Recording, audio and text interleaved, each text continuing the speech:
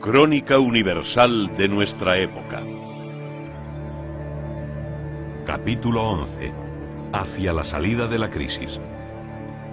1968-1975.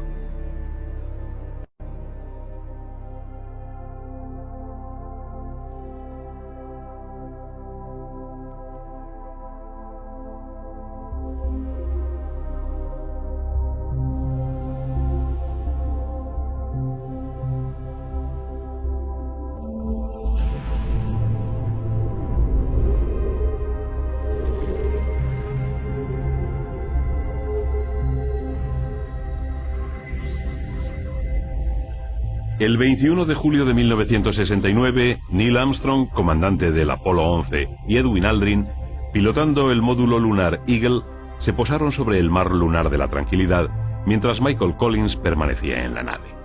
Como Armstrong había dicho, la llegada del hombre a la Luna era un pequeño paso para el hombre y un gran salto para la humanidad.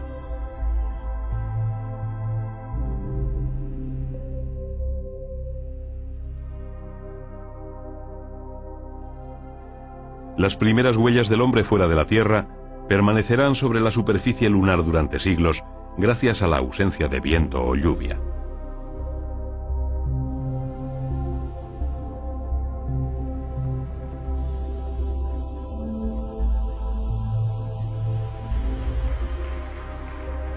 En su regreso a la Tierra, los 3 astronautas fueron recibidos como auténticos héroes.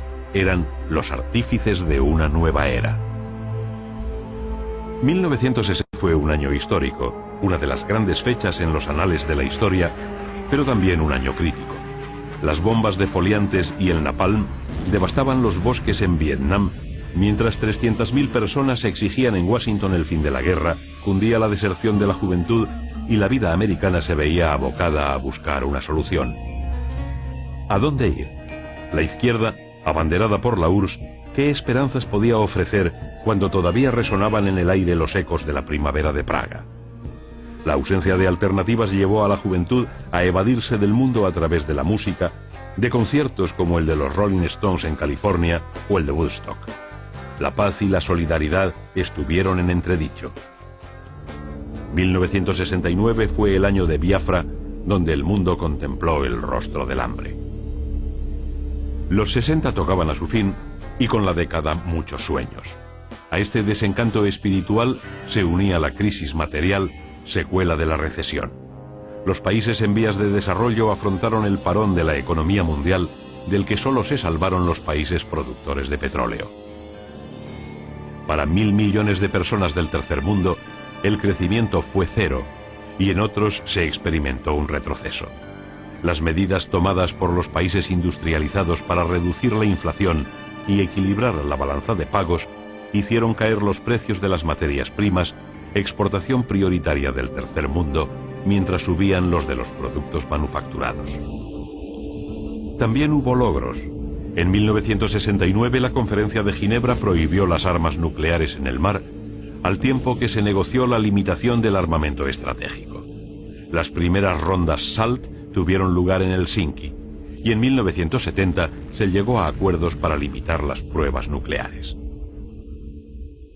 En enero de 1972 se amplió la Comunidad Económica Europea, que extendió a 10 el número de países integrados.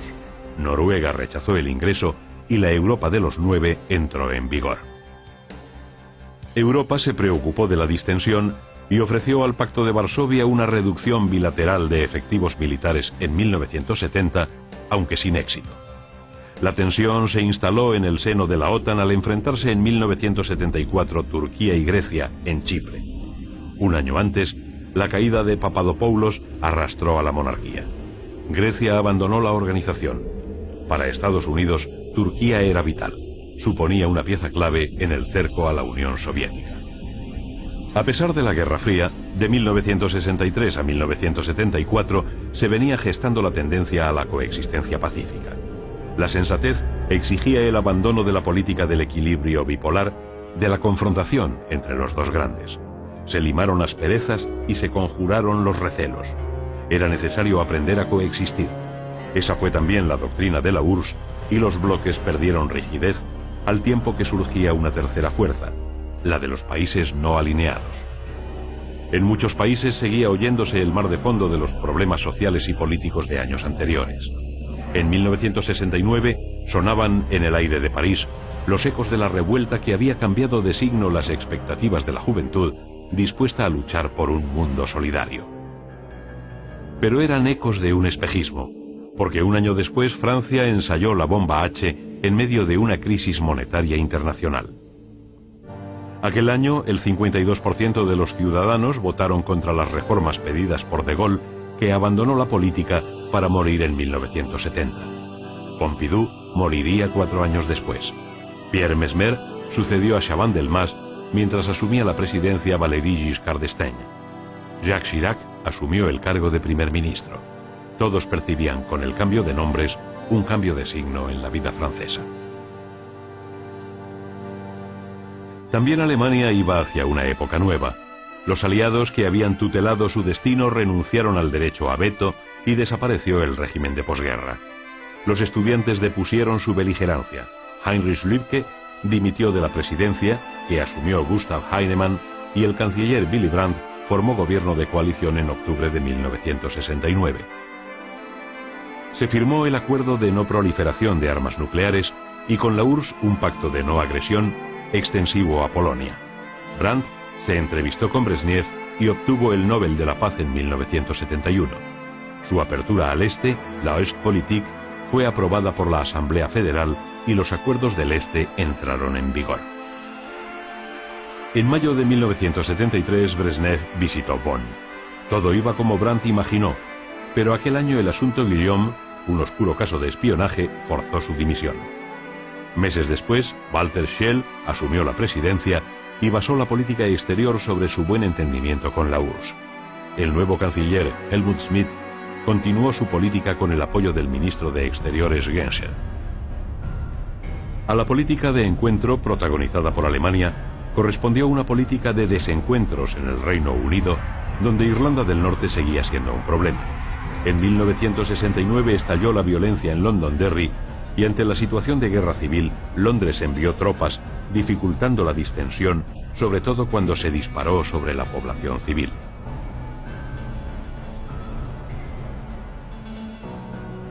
Mientras tanto, la popularidad de Harold Wilson creció tras cierta mejoría económica y los laboristas convocaron elecciones para ganarlas.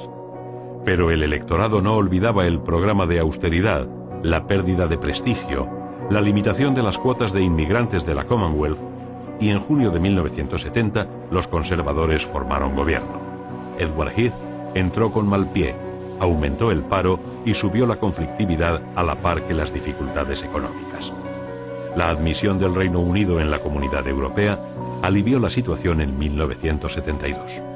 En medio de las dificultades internas, el petróleo del Mar del Norte auguró un futuro mejor que relegó al olvido la guerra pesquera con Islandia y otros desastres. En Suecia, Carlos Gustavo XVI subió al trono en 1973 y emprendió reformas. Olof Palme impulsaba desde 1969 el estado del bienestar. Como en el resto del continente europeo, los problemas eran más políticos que reales. En Italia, las elecciones de mayo de 1968 acabaron con el gobierno de Aldo Moro. Se formó un gobierno monocolor para afrontar el problema del Alto Adigio. La atomización parlamentaria dificultó la formación de gobiernos estables. En España continuaba la dictadura de Franco, que en 1969 designó a don Juan Carlos, nieto de Alfonso XIII, su sucesor. Desde principios de los 60, había venido actuando la banda terrorista ETA, siglas de Patria Vasca y Libertad. En octubre de 1970 se juzgó en Burgos a varios de sus miembros, en cuyo favor se movilizó la izquierda europea. Incluso la Iglesia presionó para que se les indultara. El cardenal Tarancón protagonizó cierto aperturismo tras el asesinato del presidente Carrero Blanco, y Arias Navarro habló de consenso. Franco murió el 20 de noviembre de 1975 y el 22 fue proclamado rey Juan Carlos I. Un año antes había caído la dictadura de Marcelo Caetano en Portugal. El presidente de la Junta de Salvación, el general Spínola, fue sustituido por un gabinete izquierdista dirigido por Costa Gómez, que concedió la autodeterminación a las colonias. En Oriente Medio, la Guerra de los 6 días dio a Israel la victoria en 1967, pero no la paz. Los secuestros de aviones y el terrorismo palestino se convirtieron en un lastre que impedía avanzar. Hussein de Jordania propuso crear un Estado palestino semiautónomo, federado a su monarquía, iniciativa acogida con hostilidad por los palestinos, cuya meta expresa era arrojar a los judíos al mar. Tras la muerte de Levi Eshkol en 1969, Golda Meir accedió al poder. Sería una mujer quien en 1973 haría frente a la situación más difícil por la que atravesaría el joven Estado. Coincidiendo con la crisis del petróleo y los recortes a su producción, tuvo lugar la Cuarta Guerra Árabe-Israelí. El ataque se produjo el 6 de octubre, en pleno Yom Kippur, día sagrado del calendario judío. 5.000 tanques sirios y egipcios invadieron Israel. Cuando el 25 de octubre terminó la lucha, las tropas israelíes estaban a 30 kilómetros de Damasco y a 50 de El Cairo.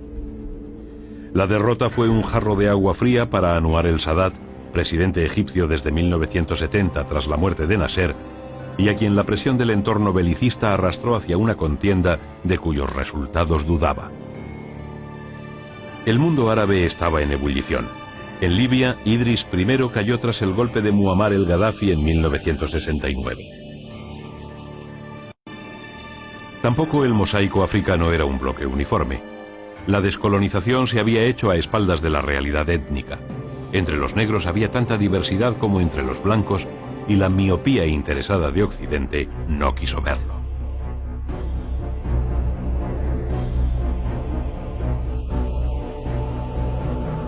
También Somalia concedió a la URSS derechos portuarios y aeropuertos aquel mismo año. Mientras, en Dahomey, el marxismo-leninismo se convirtió en doctrina oficial. El país pasó a denominarse República Popular de Benín. En la República Centroafricana, Bokassa se proclamó presidente vitalicio y más tarde se coronó emperador. En Congo-Brazzaville, un golpe militar izquierdista convirtió a Ngouabi en presidente de la ahora República Popular del Congo. El otro Congo cambió de nombre en 1971 para denominarse Zaire, bajo la presidencia de Mobutu, personaje siniestro que para Occidente tenía una virtud: no era comunista y se comprometía a frenar a la URSS en sus intentos de convertir el continente negro en un continente rojo. En 1968 el presidente Lyndon Johnson no se presentó a la reelección. En su lugar lo hizo Hubert Humphrey, que perdió ante Richard Nixon. Era el año de la ofensiva Tet en Vietnam.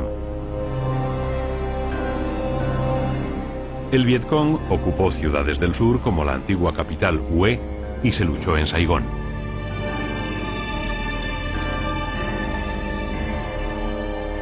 Un año después, coincidiendo con la muerte de Ho Chi Minh, en Hanoi se abrió una mesa de conversaciones en París. Nixon habló de vietnamizar la contienda. En el fondo, una retirada escalonada. Nada parecía servir. En marzo de 1970 la guerra se extendió a Camboya y un año después se atacó Laos.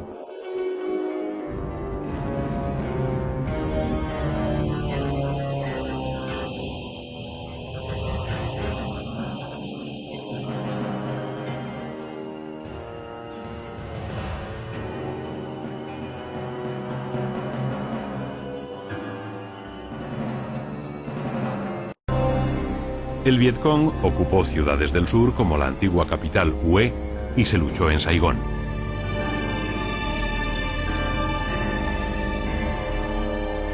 Un año después, coincidiendo con la muerte de Ho Chi Minh, en Hanoi se abrió una mesa de conversaciones en París. Nixon habló de vietnamizar la contienda. En el fondo, una retirada escalonada. Nada parecía servir.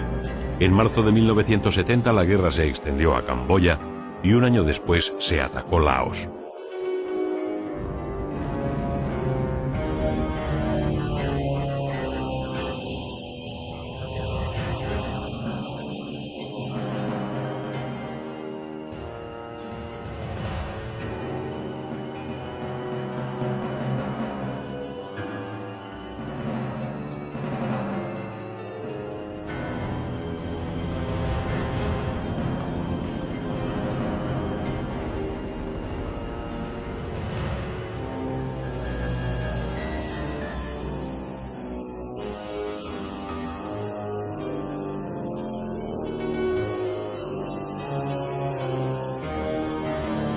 Nixon centró su política en Asia en torno a la llamada diplomacia del ping-pong.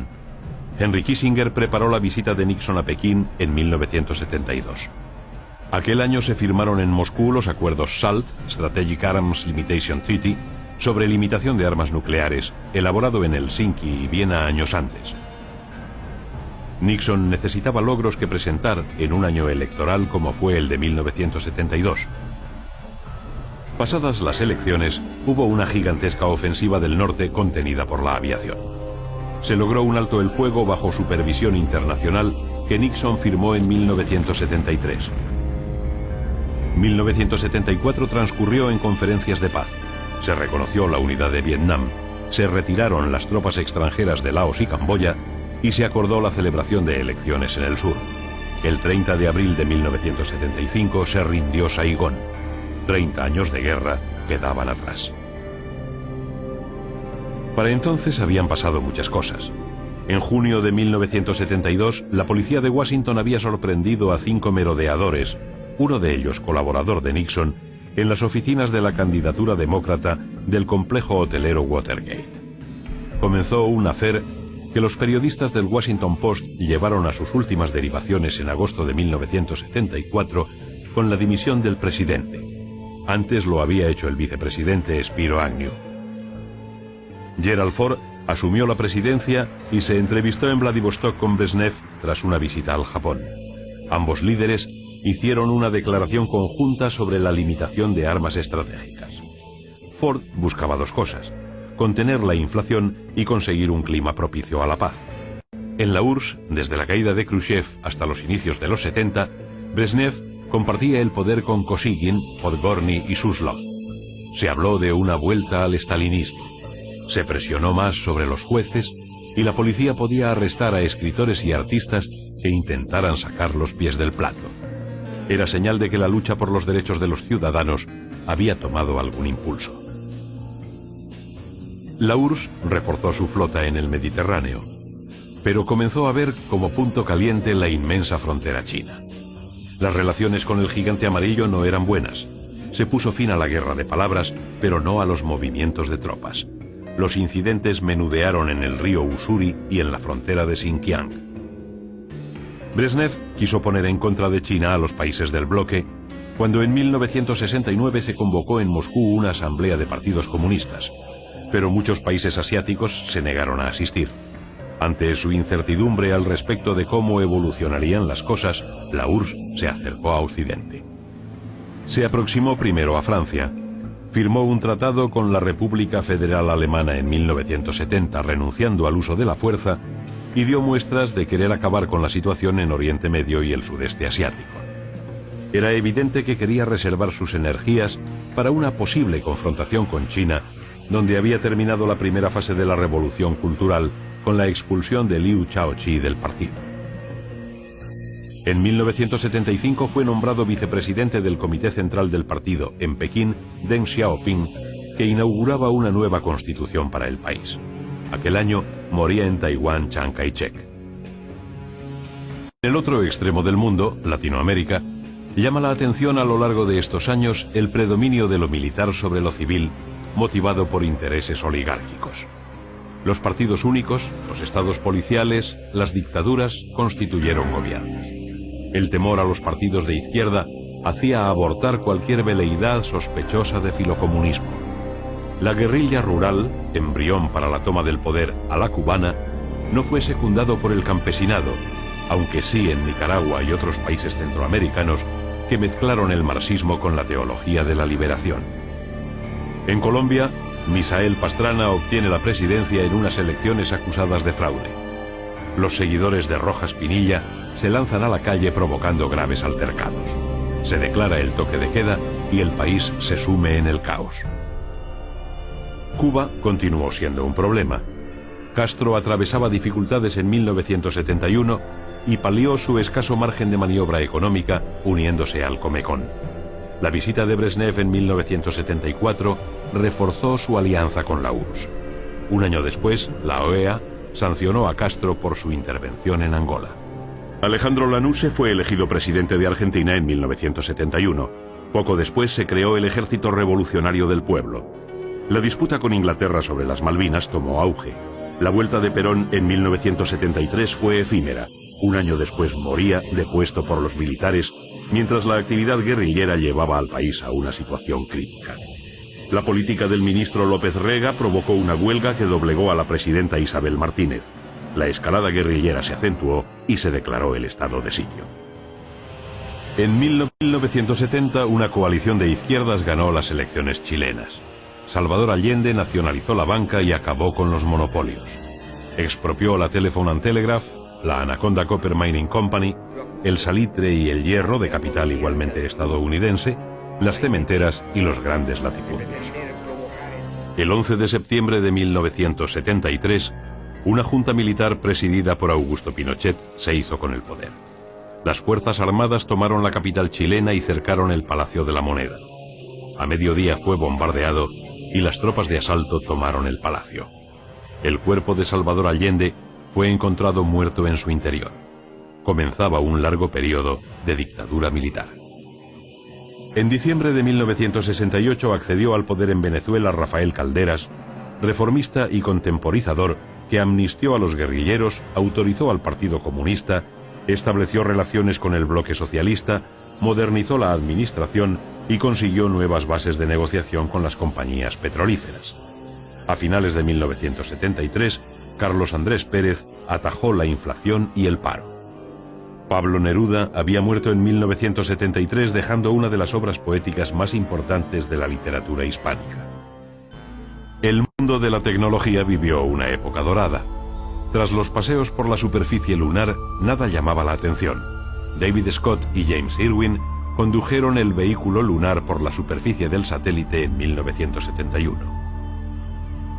Las estaciones orbitales tripuladas fueron cosa corriente.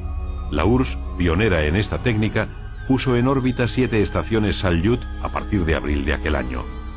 Los cosmonautas Vladimir Kovalenko y Alexander Ivanchikov permanecieron 140 días en la estación orbital Salyut 6. En mayo de 1973, los Estados Unidos lanzaron el Skylab, la mayor estación orbital construida hasta entonces, transportada al espacio con sus 3 tripulantes por una cápsula Apolo. La vida y las costumbres no se apartaron mucho de los años precedentes, aunque la moda dio un giro hacia lo clásico con acento en el confort y la comodidad, lo que los modistas llamaron le chic anglais, lo chic a la inglesa. Se volvió a hablar de estilo, el largo del vestido se estabilizó, la rodilla era la frontera ideal y se acogió con entusiasmo el regreso a la sensatez. Los Juegos Olímpicos de 1972 en Múnich estuvieron marcados por el terror. 11 atletas israelíes fueron asesinados por un puñado de terroristas palestinos. Pero en lo deportivo fue la Olimpiada más concurrida. 10.000 atletas de 124 países participaron a lo largo de 16 días. En 1969, el ingeniero Ted Hoff, especialista en memorias electrónicas, concibe la posibilidad de crear el microprocesador. En 1971, Intel consigue el 4004. Disponía de 2.300 transistores y podía ejecutar 60.000 operaciones por segundo. La revolución informática había comenzado. Pelé consiguió para la selección brasileña de fútbol el Campeonato del Mundo de 1970, batiendo a los italianos en México. En el 74, la República Federal de Alemania se proclama campeón del mundo de fútbol. Era la era de Frank Beckenbauer. En 1969, el americano Murray Gell-Mann obtiene el Nobel de Física por su trabajo sobre las partículas elementales. Descubre 100 tipos de partículas en colisión dentro del núcleo atómico y que a su vez están compuestas de bloques a los que denominó quarks. Solzhenitsyn, que abandonó Rusia en 1973, había dicho en su discurso de recepción del Nobel: la salvación de la humanidad depende solamente de hacer que todo concierna a todo el mundo. Archipiélago Gulag y Un día en la vida de Iván Denisovich alcanzaron categoría de testimonio. En lengua castellana, García Márquez, que había publicado 100 años de soledad, daba a conocer El otoño del patriarca, retrato de un dictador mágico e indestructible, y el maestro Borges redactaba sus últimas obras. En Alemania, Heinrich Böll cautivó con sus relatos de la vida contemporánea, mientras se iba hacia una era de insolidaridad, soledad y aburrimiento. Tennessee Williams escribía: «Es terrible para una mujer mayor sobrevivir a sus perros». Y Peter Weiss, en su Marat Sade, decía lo mismo de otra manera: «Hemos inventado la revolución, pero no sabemos qué hacer con ella». Capítulo 12. Incertidumbre y cambio. 1975-1989. A mediados de la década de los 70, la recesión, la inflación y el paro ensombrecieron el clima internacional. A fin de evitar un progresivo deslizamiento hacia la inestabilidad y armonizar la diversidad política del mundo, se firmó en agosto de 1975 el Acta de Helsinki. Se habló de derechos y libertades, de la soberanía de las naciones, de la aceptación de los gobiernos vigentes, doctrina confirmada 2 años después en la cumbre de Belgrado. Era necesario suavizar los problemas. El equilibrio de poderes entre las superpotencias favoreció la paz. Leónidas Brezhnev y Gerald Ford acordaron limitar las pruebas nucleares. Se inició un acercamiento ruso a Occidente que ayudó a la distensión, y aunque la invasión de Afganistán agravó las cosas, ello no impidió que la URSS firmara después los tratados con Jimmy Carter y limitara la fabricación de armamento estratégico. Brezhnev, hombre pragmático, dio más importancia a la geopolítica que a la ideología. Su muerte a finales de 1982 llevó a Yuri Andropov al poder. A Andropov le sucedió otro anciano, Konstantin Chernenko. Su muerte en marzo de 1985 elevó a la jefatura del Estado a Mikhail Gorbachev, una de cuyas primeras acciones fue reunirse con Reagan en Ginebra y romper el hielo. Nadie sabía aún que con él terminaría la era de grandeza de la URSS y la Unión Soviética misma. En el Congreso del PQS, en febrero de 1986, se criticó la era Brezhnev y aunque nadie se atrevía a hablar de economía de mercado, se legalizó el trabajo privado y comenzaron los indultos a presos políticos. El disidente Sájarov regresó a Moscú desde su destierro en Gorki. Gorbachev retiró las tropas apostadas en Mongolia y en la frontera china. La tarea que tenía por delante era ingente. Democratizar el país no era fácil. El malestar popular contra las medidas del nuevo mandatario creció a lo largo de 1987. Aquel año, al exponer los problemas del sistema, se puso de moda un término: perestroika, reestructuración. Si en la URSS, primer productor mundial de acero y petróleo, escaseaban esos productos, y siendo el mayor productor cerealista del mundo importaba millones de toneladas, algo debía andar mal. Al trauma de las reformas se unió el accidente nuclear de Chernóbil, no lejos de Kiev. Para afrontar la avalancha de problemas que se le venían encima, Gorbachev necesitaba la ayuda y la aprobación americana y acordó con Reagan desmantelar los misiles de alcance medio. En Occidente se desató la Gorbimanía. Gorbi caía bien, pero la URSS perdía prestigio. Un joven alemán aterrizó junto al Kremlin burlando los sistemas de radar y en el mar de Noruega se hundió un submarino nuclear soviético. A estas desgracias se unieron otras. La Unión de Repúblicas se resquebrajó. Armenia y Azerbaiyán vieron la posibilidad de abandonar el barco soviético y se enfrentaron. El cáncer del nacionalismo se alió con la diversidad religiosa y étnica. Las repúblicas bálticas mostraron su prisa en recuperar la independencia de que gozaron. Hubo manifestaciones en Georgia, violentamente reprimidas, mientras se iniciaba la retirada en Afganistán. Todo se precipitó, incluso la reforma del Partido Comunista y del sistema político. En Malta, Bush y Gorbachev daban fin a la Guerra Fría y anunciaban el desarme. A aquel clima de optimismo contribuyó la visita de Bush, recién elegido presidente, a Pekín en febrero de 1989, y el mundo acogió con esperanza el restablecimiento de relaciones chino-soviéticas y la apertura de una línea de cooperación entre la URSS y la Comunidad Europea. Apuntaba una época nueva y el principio del fin para la URSS como superpotencia. Tanto cambio resquebrajó el bloque socialista. El desmoronamiento había comenzado en Polonia con la creación de Solidaridad por Lech Walesa en 1980. En 1989, Tadeusz Mazowiecki formó gobierno. En Checoslovaquia cayó el buró político tras las críticas a Moscú, el anuncio de reformas de Husak y la visita de Gorbachev a Praga. En los Estados Unidos, Jimmy Carter llegó al poder en noviembre de 1976, coincidiendo con el bicentenario de la independencia del país. Se habló de un resurgir de los valores espirituales, aunque estalló el escándalo Lockheed, red de sobornos de esa industria aeronáutica. En su discurso de investidura, el nuevo presidente Ronald Reagan dejó claro su propósito: aumentar los presupuestos de defensa y retirar fondos de los programas sociales. Afirmó que si bien los derechos humanos, cuya defensa había obsesionado a Carter, estaban bien, lo importante era la seguridad. En marzo de 1983, el Plan de Defensa Estratégica, o Guerra de las Galaxias, para neutralizar con rayos láser los misiles en vuelo, desmoralizó a la URSS, incapaz de hacer frente al reto. Tras su reelección, Reagan buscó el desarme nuclear y su prestigio llegó a ser enorme. Tanto en los Estados Unidos como en la Europa comunitaria, una nueva sensibilidad hacia las necesidades de jubilados, pobres y marginados movilizó a la sociedad.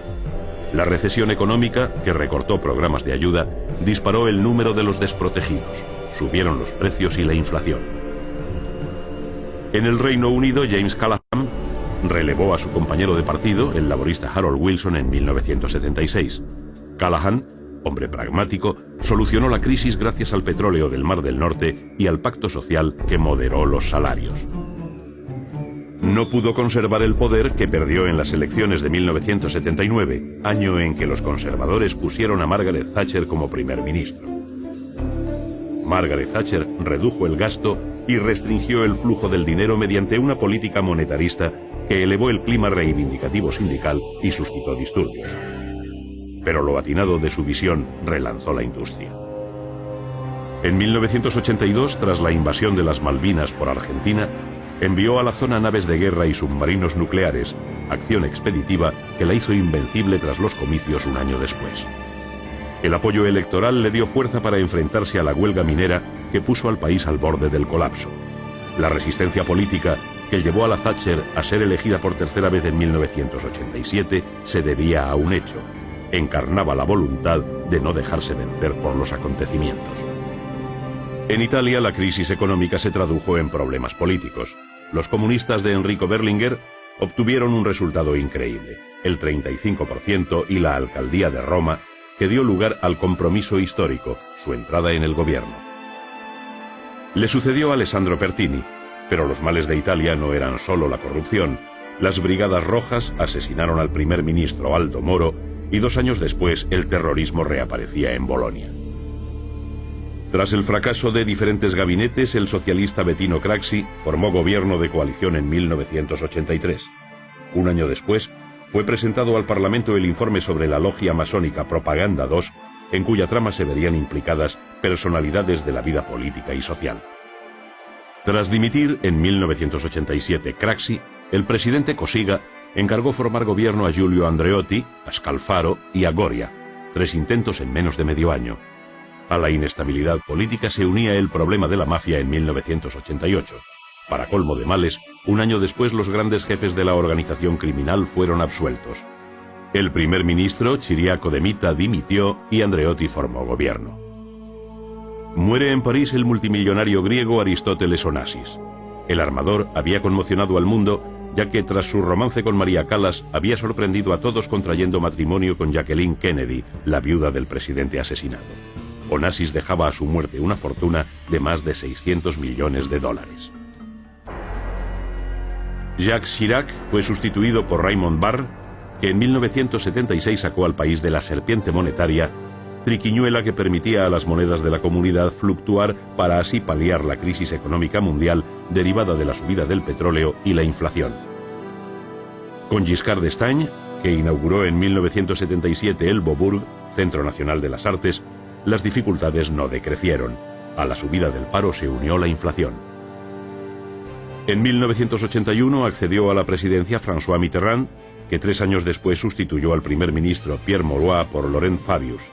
En 1986, las legislativas llevaron al poder a Chirac, obligando a Mitterrand a cohabitar con los conservadores. Chirac comenzó una política de privatizaciones. Su decisión de reanudar las pruebas nucleares en el atolón de Mururoa le desacreditó internacionalmente. Y un año después, las huelgas ferroviarias, el independentismo corso, las conflictivas relaciones con Irán crearon un clima de inestabilidad social. Mitterrand, reelegido en 1988, llamó a Rocard para ocupar el cargo de primer ministro, poniéndose fin a la cohabitación, pero no al clima de huelgas ni al tufillo a corrupción. El 10 de julio de 1989, mientras el Rainbow Warrior de la agrupación ecologista Greenpeace permanecía atracado en el puerto de Auckland, 2 bombas colocadas en su casco hicieron explosión, muriendo un fotógrafo portugués en el atentado. 2 agentes de los servicios secretos franceses eran detenidos por la policía neozelandesa y el ministro de Defensa Charles Eony presentaría su dimisión. El vergonzoso atentado francés no sorprendió a nadie. Solo Alemania se vio libre de presiones económicas. Su inflación e índice de paro estaban por debajo de la media comunitaria. Helmut Schmidt, ratificado como canciller en 1980, se encontró con una economía saneada. Él mismo, como ministro de Finanzas que había sido, se encargó de ello. En la calle se protestaba por todo: la falta de viviendas, la política nuclear, la banda terrorista Baader-Meinhof. Schmidt siguió al frente de la Cancillería hasta 1982. Tras su dimisión, accedió al poder el conservador Helmut Kohl con el apoyo liberal de Hans-Dietrich Genscher, tándem político confirmado en las elecciones de 1983. Un año después, Karl Carstens, que había desempeñado el cargo desde 1979, dejó paso al nuevo presidente Richard von Weizsäcker. Las elecciones de 1987 confirmaron en el gobierno a la coalición en el poder. En Berlín Este, 1 millón de personas se manifestaron contra el régimen socialista.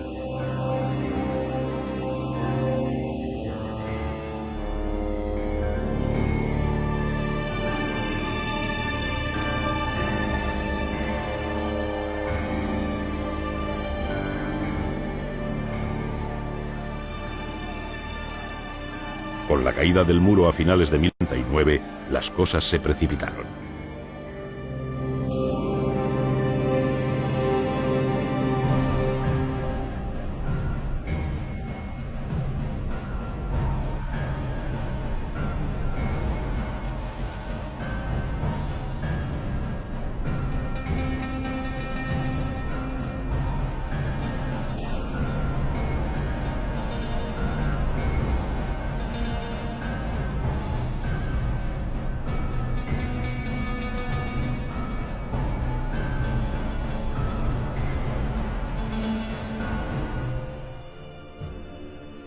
El canciller Kohl propuso la reunificación.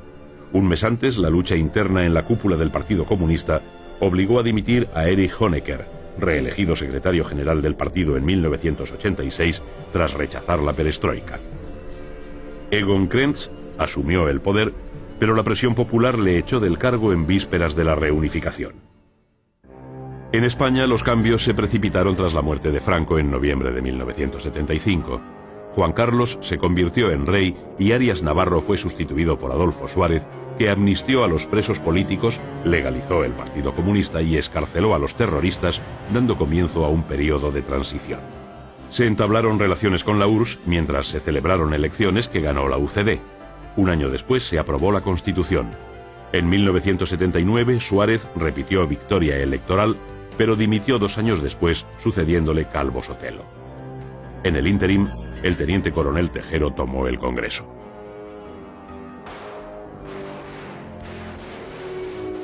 Felipe González llegó al poder con una mayoría aplastante. Su gobierno significaba el cambio, la esperanza para muchos españoles, pero al final estuvo presidido constantemente por la sombra de la corrupción. África estuvo en ebullición. En 1976 el secretario general de Naciones Unidas, Kurt Waldheim, advirtió a Rodesia y a Suráfrica del peligro de un baño de sangre. Los roces fronterizos con Mozambique aumentaron. Se denunció la intervención surafricana en Angola en plena guerra civil y la presencia de tropas cubano-soviéticas. El secretario de Estado norteamericano Henry Kissinger condenó a Rodesia. apoyó la independencia de Namibia y exigió el fin del apartheid en Sudáfrica. Luego vendrían los enfrentamientos en Soweto. En 1989, Peter Botha fue sustituido por de Klerk, que supo acogerse a la sabia teoría de un hombre, un voto, lo único que tenía futuro. África no merecía los regímenes que padeció. Idi Amin se convirtió en un líder molesto en Uganda, sobre todo para Inglaterra, a cuyos enviados obligó a entrar de rodillas en su palacio, imágenes que provocaron entusiasmo entre los africanos. En 1979, ante el avance de Milton Obote, huyó a Libia dejando 300.000 muertos. Occidente había sonreído ante el espectáculo de la coronación de Bokassa como emperador de África Central en Bangui. Pero quien más sonriera debió de ser Giscard d'Estaing, a quien Bokassa habría regalado piedras preciosas antes de ser derrocado y condenado a muerte por sus crímenes. La hambruna en Etiopía movilizó en 1984 al mundo. Teresa de Calcuta llamó la atención de Occidente hacia aquella zona del planeta. Desde el derrocamiento de Haile Selassie, muerto en 1975, se había instaurado una república socialista que destrozó en meses lo que había costado 2000 años modelar. Las críticas del mundo árabe contra Sadat, acusado de intento de acercamiento a Israel para negociar la devolución del Sinaí, arreciaron tras los acuerdos de Camp David en 1978, pero solo la paz podía devolverle los territorios perdidos. Israel ofreció entregar también Gaza, pero Sadat rehusó. Demasiados palestinos en un lugar demasiado caliente. También el líder palestino Arafat anunció su deseo de acercarse a Israel, donde Isaac Rabin dimitió en 1977. Tras las elecciones, Menachem Begin formó gobierno y Sadat visitó Israel. No se le perdonó la capacidad de diálogo y en 1981 fue asesinado durante un desfile en el Cairo. No vio la devolución del Sinaí meses después. Begin dimitió en 1983 y Shamir, que se hizo cargo del gobierno, no logró controlar la situación. Las elecciones de 1984 dieron el poder a los laboristas y Simón Peres formó gobierno. En Irán, las manifestaciones alentadas por Jomeini desde Francia se sucedieron. La consigna en Teherán, "Muera el Shah", había sido rutina diaria desde 1977. El nombramiento del general Azari como jefe de gobierno no calmó los ánimos. Detrás de todo estaba el ayatolá, especie de Mahdi o maestro que traería la paz, pero que trajo lo contrario. En enero de 1979, el Shah salió del país y en febrero regresó Jomeini. Comenzaron los fusilamientos, vinieron los cambios.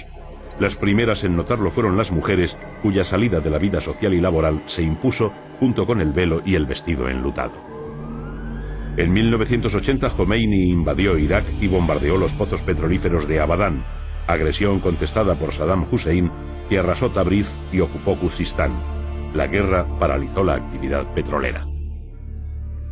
En 1988 moría Jomeini. En su sepelio, su pueblo le rindió un gran homenaje. El triunfo electoral de Rafsanjani no supuso un cambio de rumbo. En Latinoamérica, la corrupción y la falta de liderazgo impidieron una salida a la crisis social e institucional. La corrupción y la falta de liderazgo impidieron una salida a la crisis social e institucional. A ello contribuía el fracaso de iniciativas para condonar la deuda, que ascendía a 400.000 millones de dólares y de la que ni siquiera era posible pagar los intereses. En Perú volvía la democracia con Belaúnde Terry, pero nacía Sendero Luminoso. En 1984 ofrece a Vargas Llosa el cargo de primer ministro. Años después, Alan García afrontó una inflación del 200% anual y ante el dilema de atender a los problemas internos o pagar la deuda, se inclinó por lo primero. Bajo el mandato de Alan García, en 1989, se presenta a Vargas Llosa sin éxito como candidato a la presidencia a la cabeza del Frente Democrático. En Paraguay, Stroessner, presidente desde 1977, fue derrocado en 1989. Mientras, en Uruguay, un número de cadáveres flotaba sobre el Río de la Plata. Tras 11 años de dictadura, se celebraron elecciones en 1984 que ganó Sanguinetti. En Venezuela, Carlos Andrés Pérez nacionalizó el petróleo. 2 años después, en 1978, la democracia cristiana volvió al poder con Herrera Campins, que afrontó la inseguridad ciudadana, la corrupción y el despilfarro. A finales de 1983, Jaime Lusinchi encaró la deuda externa. 4 años más tarde volvía Carlos Andrés Pérez, contra cuya política de austeridad hubo motines en 1989. En Argentina, Isabel Perón, que había sucedido a su marido, abandonó presionada por los escándalos. La inflación alcanzó el 400% y el país fue a la bancarrota. 1976 fue un año terrible en el que se hizo cierta la consigna de la dictadura: se acabó la broma. Videla achacó los desaparecidos a la guerra sucia. Iniciaron su protesta las madres de la Plaza de Mayo. La derrota de la Guerra de las Malvinas precipitó la caída de la dictadura. En 1983, Raúl Alfonsín ganó las elecciones y 3 años después aprobó la ley del punto final. En mayo de 1989, con el triunfo de Carlos Menem, el justicialismo volvía al poder. En Chile, Pinochet disolvió los partidos y convocó un referéndum en busca de apoyo popular. Otra consulta aprobó la nueva constitución. En 1989, Patricio Aylwin fue elegido con el 55% de los votos.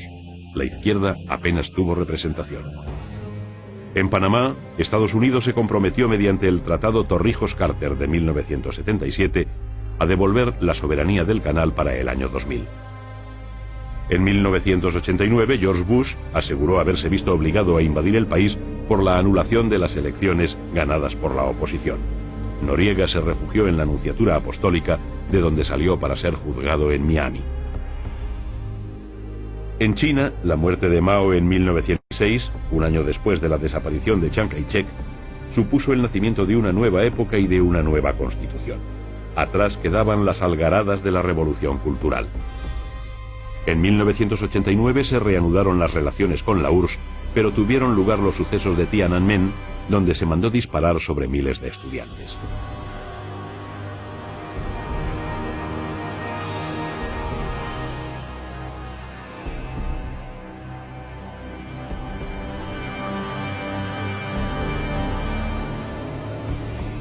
Los avances tecnológicos y logros científicos fueron enormes. En 1976, el Viking 1 envió la primera fotografía de la superficie de Marte y se fantaseó sobre la posibilidad de vida en aquel planeta. La URSS consiguió el mayor ensamblaje espacial al acoplar 4 módulos independientes. También el encuentro en el espacio entre americanos y rusos abría nuevos caminos de colaboración para la humanidad. La NASA diseñó el Space Shuttle, o transbordador espacial, primer cohete reutilizable. La mayor ventaja del Columbia estribaba en que podía aterrizar. El primer vuelo partió de Cabo Cañaveral en 1981 al mando de John Young y Robert Crippen. El tercero, el Discovery, y el cuarto, el Atlantis, volaron en 1984 y 1985. El Challenger, lanzado en 1983, protagonizó una misión espectacular. Musgrave y Peterson caminaron por el espacio unidos a la nave mediante un cable. Los soviéticos construyeron un transbordador de una similitud y dimensiones absolutamente semejantes al americano, difiriendo solo en su principio, concebido como un planeador. Utilizaba un lanzador pesado, el 4K Energía. En noviembre de 1988 llevó a cabo con éxito su primera misión experimental. Un año después, McCandless se paseó por el espacio en un scooter. Pero aquel Challenger que tantas alegrías diera acabó trágicamente. Cuando en enero de 1986 se disponía a realizar su 10ª misión, explotó en el aire, acabando con sus 7 tripulantes, aplazando los vuelos durante 2 años. Arno Penzias, que había tomado parte en los experimentos de los satélites pioneros de comunicaciones como ECO y Telstar, recibe en 1978 el Nobel por su contribución a la física. En 1980, la trágica muerte de Grace de Mónaco conmovió al mundo. Y en julio de 1981, la boda de Carlos de Inglaterra con Diana Spencer acaparó la atención.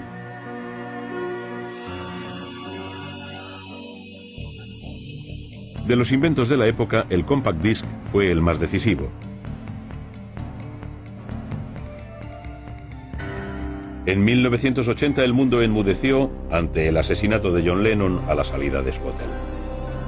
El séptimo arte enterró a Charles Chaplin y Groucho Marx. Fue época de pérdidas. Alfred Hitchcock, Orson Welles. En 1985 una enfermedad de terrible actualidad, el SIDA, mató a Robertson. Agatha Christie, maestra del suspense y la novela policíaca, moría en 1976 mientras Graham Greene, Morris West o Frederick Forsyth ocupaban puestos importantes en la creatividad literaria.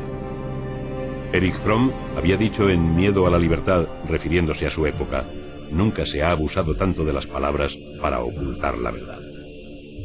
Tampoco nunca antes se había abusado tanto de la naturaleza. La década se despedía con la marea negra en Alaska, la deforestación de las selvas amazónicas y el deterioro de la capa de ozono en la Antártida, despertando la conciencia ecologista en el mundo. Todo estaba amenazado: el mar, la tierra, el cielo. El panorama se presentaba aterrador.